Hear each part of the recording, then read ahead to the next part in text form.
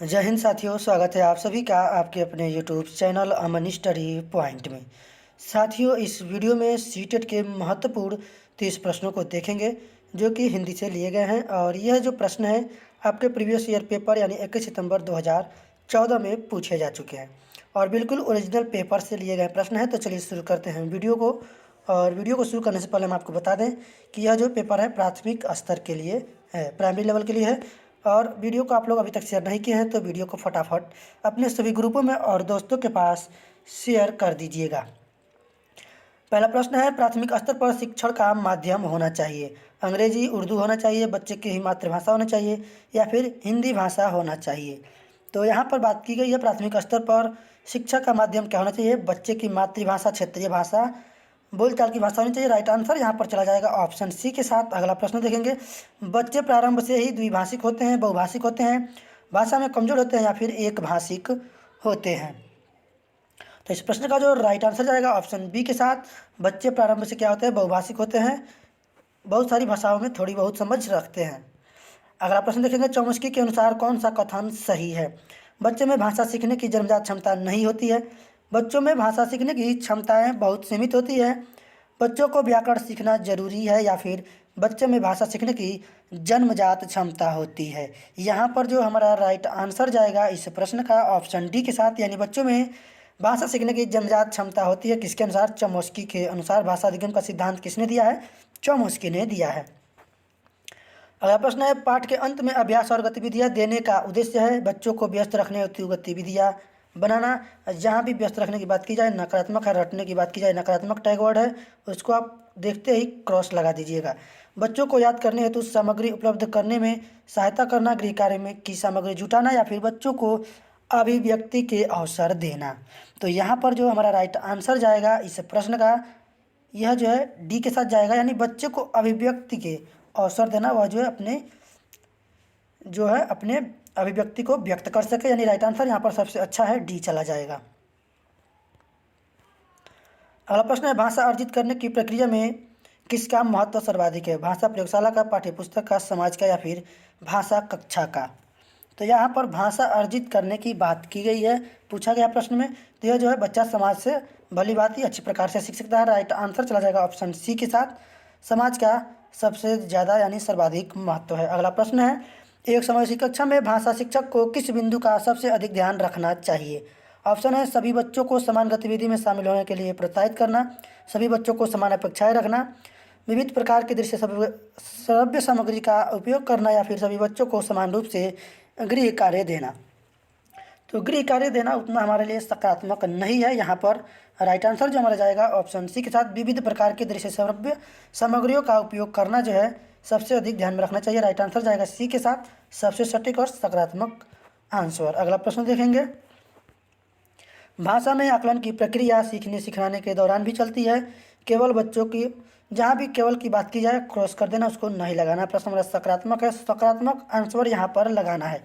पाठ के अंत में दिए गए अभ्यासों के माध्यम से होती है या फिर सीखने सिखाने के दौरान भी चलती है। तो आकलन की जो प्रक्रिया है वह सीखने सिखाने के दौरान भी चलती है, इसलिए यहाँ पर जो हमारा राइट आंसर जाएगा ए के साथ चला जाएगा।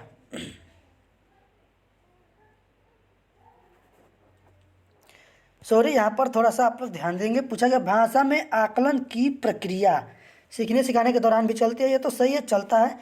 केवल वाला हमको नहीं लगाना चाहिए। यहाँ पर हमारा ऑप्शन यही सही हो जाएगा। चलिए ठीक है। अगला प्रश्न देखेंगे, पढ़ना सीखने की प्रक्रिया में किसकी भूमिका सर्वाधिक महत्वपूर्ण है। बाल्य साहित्य के सार्थक प्रयोग की, पाठ्यपुस्तक की, भाषा परीक्षाओं की या फिर भाषा प्रयोगशाला की। तो प्राथमिक स्तर पर पढ़ाने के लिए सर्वाधिक भूमिका किसकी महत्वपूर्ण है? यह बाल साहित्य में के सार्थक प्रयोग की। राइट आंसर यहाँ पर चला जाएगा ऑप्शन ए के साथ। अगला प्रश्न देखेंगे, प्राथमिक स्तर पर भाषा शिक्षण का उद्देश्य यह है कि बच्चे भाषा परीक्षा में सदैव अंक लाएं। यहाँ पे अंक और ग्रेड लाने की कोई ज़रूरत नहीं है। बच्चे विभिन्न स्थितियों में भाषा का प्रभावी प्रयोग कर सके। तो बाकी ऑप्शन यहाँ पर हमको सबसे सकारात्मक भी दिख रहा है। राइट आंसर जाएगा बी के साथ। बच्चे को यहाँ पर व्याकरण नहीं सिखाना है, बच्चे मानक भाषा का प्रयोग करना जल्दी सीख जाएँ। कोई भी मानक भाषा यहाँ पर नहीं सिखाना है, उनको मातृभाषा क्षेत्रीय भाषा को भी यहाँ पर महत्व दिया जाना चाहिए। राइट आंसर जाएगा बी के साथ, सबसे सटीक और सकारात्मक आंसर। अगला प्रश्न है, भाषा अर्जित करने में वाइगोस्की ने किस पर सबसे अधिक बल दिया है? समाज में होने वाले प्रयोगों पर, परिवार में बोली जाने वाली भाषा पर, कक्षा में बोली जाने वाली भाषा पर, या फिर भाषा की पाठ्य पुस्तक पर? तो यहाँ पर जो है वाइगोस्की ने किस पर सबसे अधिक बल दिया है? तो उसने दिया है समाज में बोली जाने वाली भाषा के प्रयोग पर। राइट आंसर जाएगा यहाँ पर ए के साथ। अगला प्रश्न है, बच्चे की भाषा का आकलन करने के लिए सबसे उचित तरीका क्या है? बच्चों के भाषा प्रयोग का अवलोकन करना, बच्चों से किताब पढ़वाना, बच्चों से परियोजना कार्य करवाना, या फिर बच्चों की लिखित परीक्षा लेना? तो यहाँ पर जो हमारा राइट आंसर जाएगा ए के साथ, बच्चों के भाषा प्रयोग का अवलोकन करना। यहाँ पर भाषा के आकलन को पूछा गया है, तो हम उसी को लगाएंगे। राइट आंसर चला जाएगा ऑप्शन ए के साथ।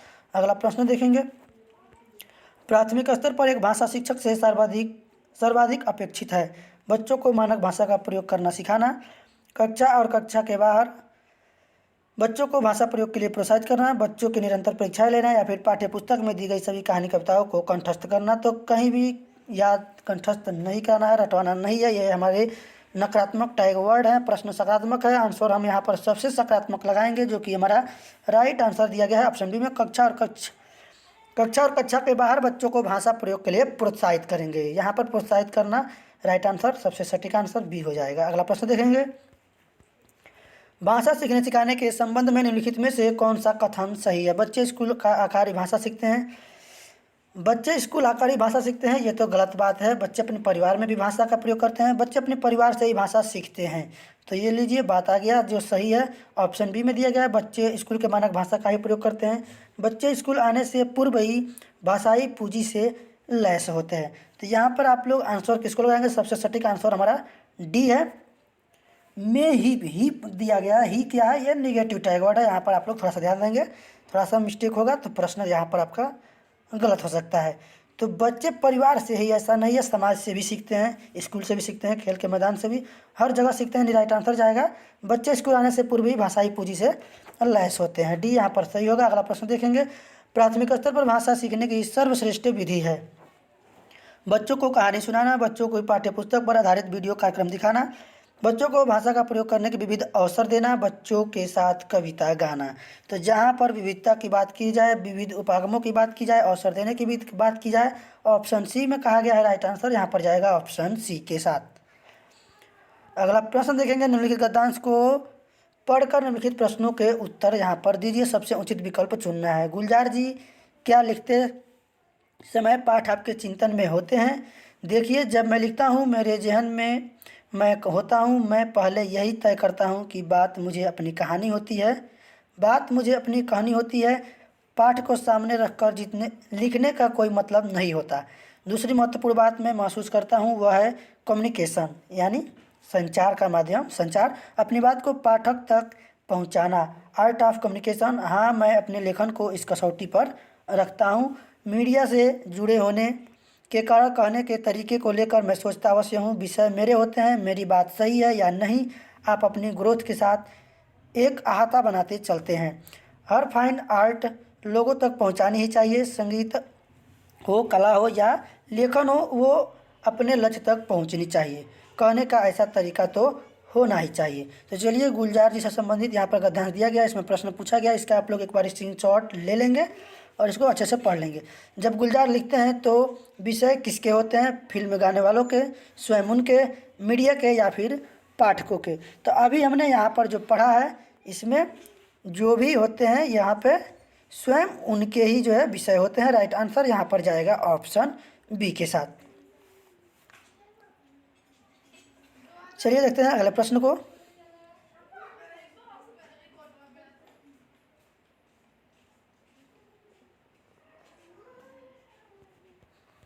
अगला प्रश्न है 107 नंबर देखेंगे। यहाँ पर गुलजार के अनुसार लिखने वाले के जेहन में स्वयं लेखक होता है। इसका आशय क्या है? कि लेखक पाठक की उपेक्षा करता है, लेखक को अपनी ग्रोथ चाहिए, लेखक की संवेदनाएं आत्मानुभूति केंद्र में होती है, या फिर लेखक स्वयं को सर्वोपरि मानता है। तो यहाँ पर सर्वोपरि मानने की कोई बात नहीं है, ना लेखकों की अपेक्षित करता है। यहाँ पर जो है लेखक की संवेदनाएं आत्मानुभूति केंद्र में होती है, यानी राइट आंसर सी हो जाएगा यहाँ पर। अगला प्रश्न देखेंगे, एक लेखक के लिए दूसरी महत्वपूर्ण बात क्या है? मीडिया, कला, लेखन या फिर संप्रेषण। तो यहाँ पर किस चीज़ की बात की गई है? संप्रेषण की बात की गई है, कम्युनिकेशन की बातचीत की। यहाँ पर राइट आंसर चला जाएगा ऑप्शन डी के साथ।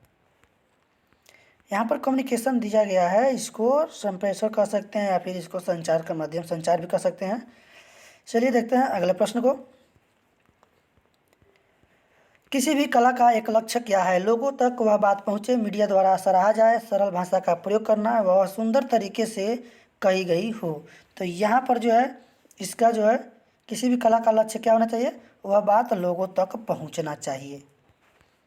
तो बार बार हम गद्यांश की तरफ जाएंगे तो वीडियो थोड़ा सा बड़ा होगा, इसलिए हम आपको आंसर यहाँ पर बताते जाएंगे। गद्यांश आप लोग स्क्रीनशॉट लेकर पढ़ लीजिएगा।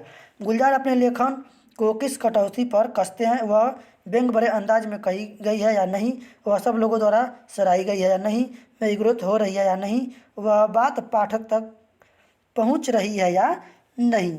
तो अभी हमने गद्यांश में पढ़ा कि उन्होंने, गुलजार ने क्या कहा है कि यह बात पाठक तक पहुंच रही है या नहीं, इस पर जो है कसौटी पर कसते हैं। आप यहाँ पर देख सकते हैं। चलिए एक बार मैं आपको दिखा सकता हूँ। यहाँ पर कहानी होती है, पाठक के सामने रखकर लिखने का कोई मतलब नहीं है। दूसरी बात यह है कि कहा है ना कि इसने जो है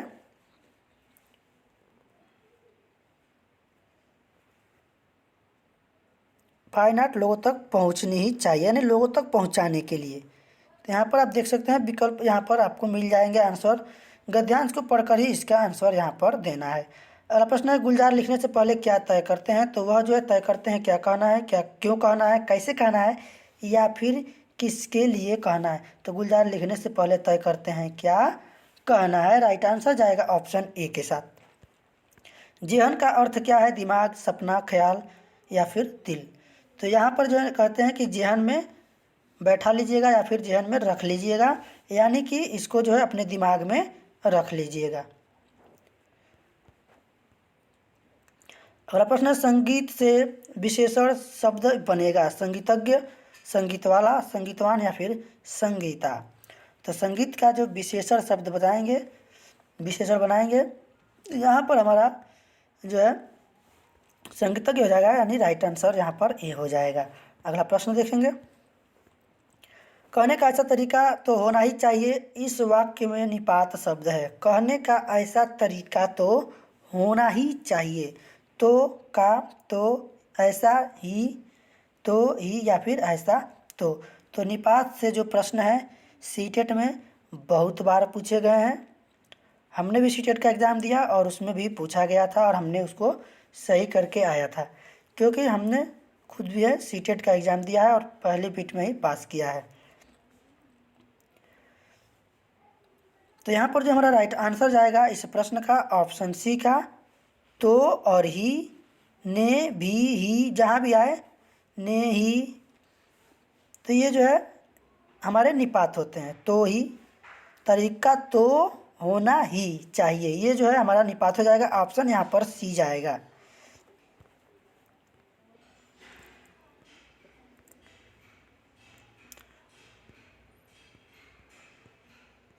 अगला प्रश्न है, यहाँ पर दिया गया है, निर्देश कविता को पढ़कर निम्नलिखित प्रश्नों में से सबसे उचित विकल्प चुनिए। ऑप्शन है यहाँ पर, जब नहीं था इंसान धरती पे थे जंगल, जंगली जानवर परिंदे, इन्हीं सब के बीच उतरा इंसान, और घटने लगे जंगल, जंगली जानवर परिंदे, इंसान बढ़ने लगा बेतहाशा, अब कहाँ जाते जंगल, जंगली जानवर परिंदे, प्रकृति किसी के साथ नहीं करती ना इंसाफ़ी, सभी के लिए बनाती है जगह, सो अब इंसानों के भीतर उतरने लगे हैं जंगल, जंगली जानवर और परिंदे। अब इसको देख के हमको यहाँ पर आंसर लगाना है। धरती पर इंसान के आने के बाद क्या हुआ है? जानवर घटने लगे हैं, पक्षी घटने लगे हैं, जंगल घटने लगे हैं, यानी उपरोक्त सभी यहाँ पर सभी जो है घटने लगे हैं और इंसान जो है बेतहाशा बढ़ने लगे हैं। राइट आंसर जाएगा ऑप्शन डी के साथ। अगला प्रश्न है, इंसान बढ़ने लगा बेतहाशा का क्या भाव है?